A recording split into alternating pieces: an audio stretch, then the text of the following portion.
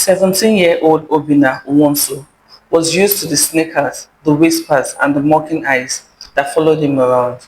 In a bustling Nigerian secondary school where looks, money, and confidence defined social status, he struggled to fit in. Obina weighed over 500 pounds. In his once lively spirit, had slowly been dulled by years of ridicule.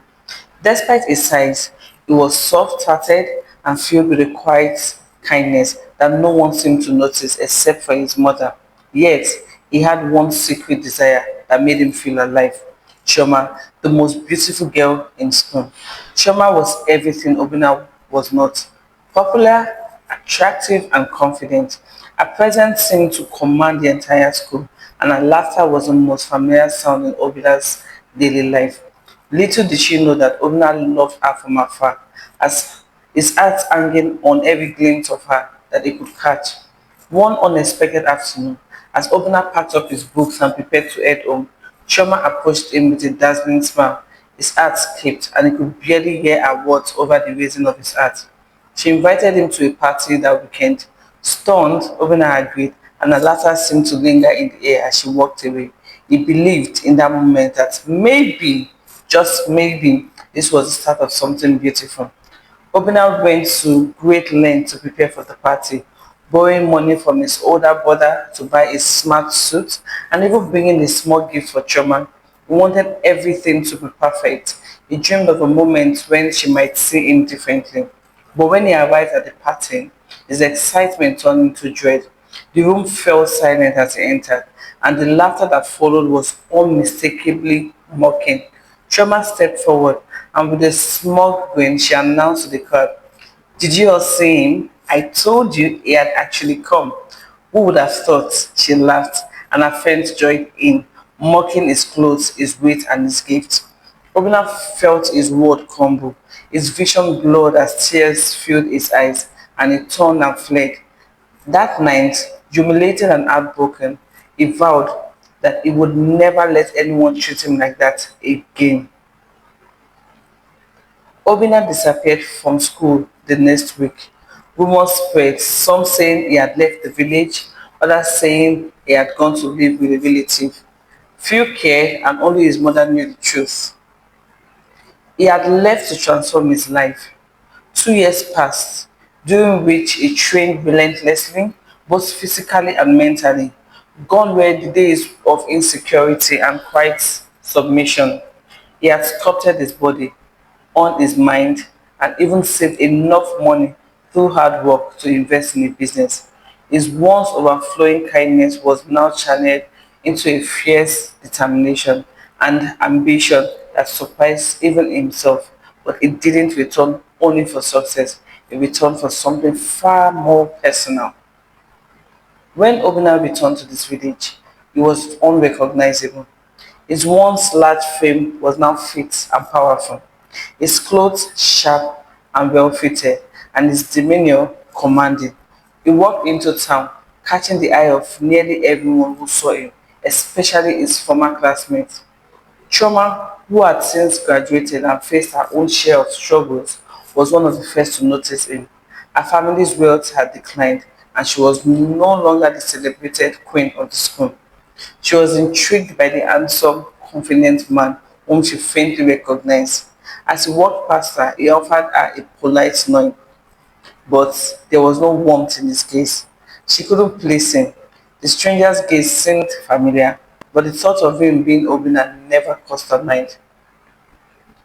Few days later, Obina walked into the school annual festival, where students and alumni gathered. The event was a chance to reminisce, connect, and celebrate old memories. Chioma was there too, her usual confidence slightly dulled by the hardship of the past 2 years. She couldn't stop looking at him. The handsome stranger with the intense, piercing gaze held her attention more than anyone else. As the evening wore on, he approached her and introduced himself as Obina. Her jaw dropped, her face drained of color, and for the first time, Choma found herself at a loss of words. She stammered, but Obina only smiled, calm and collected. "Well, Choma, It is nice to see you again, he said, his voice carrying a hint of irony that she couldn't miss. I I didn't recognize you, she finally managed. I get that a lot, he replied smoothly, still holding her gaze. Over the next few weeks, Obina began showing up in places she frequented, always polite, always distant, but unmistakably there. She found herself wanting to be closer to him, to understand the change he had undergone, but it kept her at arm's length. The more he eluded her, the more intrigued she became, a feeling that grew until it bordered on obsession. Obina's plan was meticulous. He knew Chioma's every weakness, her insecurities, and her need for validation. He allowed her to believe that he was falling for her, letting her get close, but just as she reached out for his affection, he would pull away. As weeks passed, Chioma grew more and more desperate, unable to understand why she couldn't hold his attention. She was no longer the popular girl who had everything. Now, she was the one chasing after someone who seemed always just out of reach. Her friends noticed the change in her and whispers began to spread. One day, Obina invited her to a dinner at a high-end restaurant in the city. She dressed her best, hoping this would be the night he finally acknowledged her interest. When she arrived, Obina was already waiting, looking handsome and untouchable. They spoke for a while, but then Obina leaned forward, his expression changing. Choma, he said in a low voice, do you remember a party from 2 years ago? Her face turned pale. She began to stammer, but he continued. You humiliated me in front of everyone, he said, his voice steady but laced with something darker. Did you ever think about how that might have felt? She tried to apologize, but he only smiled, a cold smile that sent a shiver down her spine. Obina's gaze was unyielding as he watched Shoma scream, her confidence unraveling. She stuttered apologies, her mind scrambling to find words that might soften his icy expression. I I was young and stupid, Obina. I didn't mean, oh, you meant every word, he cut her off. His tone calm but laced with a hint of danger. And every laugh, every sneer. Do you remember how the old woman laughed that night? Choma looked down, unable to meet his eyes, her face flushed with shame. The memories she tried to bury for 2 years was flooding back, painfully vivid. I know you have had a rough time since then, Choma. I have heard the stories, your family's loss, your struggles, but even with all that, I am curious if you have ever felt the kind of humiliation you gave me. A tear slid down her cheek, and she looked at him, pleading, Obina, please, I was wrong. I am so sorry. For a moment, there was silence. Then, surprisingly, he reached across the table and took her hand. His grip gentle. He tilted his head and looked at her thoughtfully. His expression softened, just enough to give her a glimmer of hope. Maybe I wanted to hear you say that, he whispered, but I am not sure apologies can ever be enough. Obina's chest tightened, but she nodded, willing to do anything to prove herself to him. Obina released her hand and leaned back in his chair. Here's what I want from you, Choma. I want you to do one thing to prove you have changed. And if you do that, maybe, just maybe, I can forgive you. She looked up, her face filled with hope and confusion. Anything, just tell me, Obina. Obina leaned forward again, lowering his voice. Next month, there's going to be a charity event organized by the school. It's a big one, and lots of important people from the town. Even some press will be there. Choma nodded, curious. Yes, I know about it. Ola gave a small smile. Good. I want you to stand in front of everyone and tell them the truth about what happened at that party. How you invited me there as a cruel joke. I want you to say it out loud in front of the same people you once sought to impress. Her face paled and she glanced down, already feeling the weight of the shame that would come with such a confession. If you are really sorry, he continued, you will do it. You will prove that you are not the same person you were. Chioma hand shook as she imagined the embarrassment, the whispers that would follow her forever if she confessed. But looking into Hobina's unhidden eyes, she knew that this was the only way to earn his forgiveness and perhaps his love. After a long, tense pause, she nodded. All right, Obina, I will do it. On the day of the charity event, Chioma was a bundle of nerves. She barely slept the night before, her mind racing with the realization of what she was about to do. She arrived at the same event and scanned the crowd until she spotted Obina standing near the back with an unreadable expression on his face.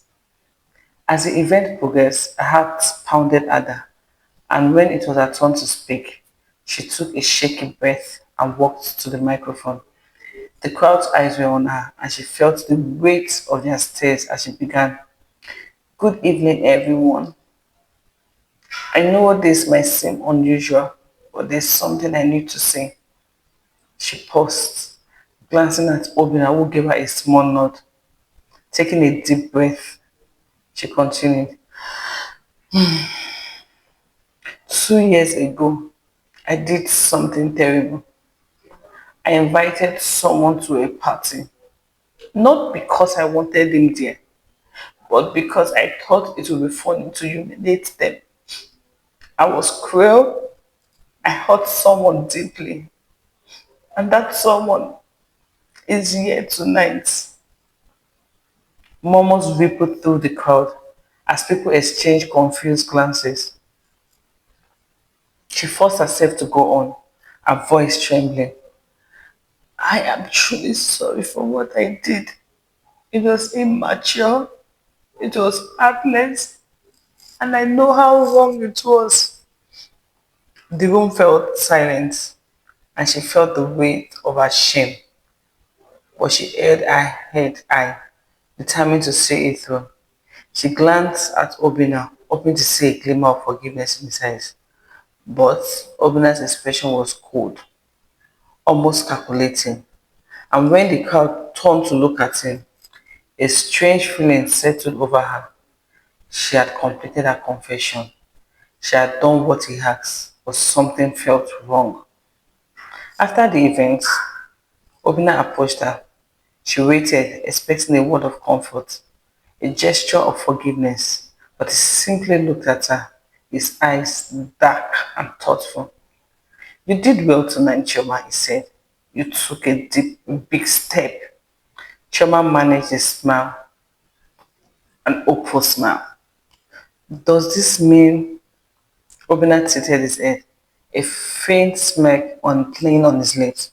It means you're finally starting to understand what it feels like to be humiliated, but that doesn't change what you did. Her heart dropped as she realized that her confession hadn't brought her any closer to him. In fact, he was still as distant as ever. Did you think that I would just forgive you because you admitted what you did? He continued, his voice chillingly calm. I didn't ask you to confess to gain my forgiveness, Trauma. I asked you to confess so you could feel what it's like to be judged, to be looked at with disgust and pity.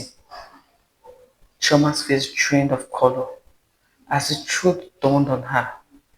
This had never been about forgiveness. This had always been about revenge. Obina took a step closer, leaning in to whisper in her ear. Now, every time you walk down the street, people will remember tonight. They'll remember what you did and that feeling, that shadow that will follow you. That's what you left me with. Now it's yours. With that, he turned and walked away, leaving Chioma standing in the aftermath of her confession, her chest heavy with regret and humiliation. She realized that she had played right into his hands, and there was no redemption left for her. Did you find this story educating and informative? Please do not forget to subscribe, share, and put down your comments down below. Now, a question I have for you. If you were Obina, would you have taken a revenge or would you have forgiven trauma? Please let me know in the comment section. And have you ever been hurt by someone that you felt so bad about and you decided you would never forgive that person? Instead, you ought for revenge. Or how did you go about it? Let me know in the comment section. Until I see you in my next story, have a wonderful day. Bye.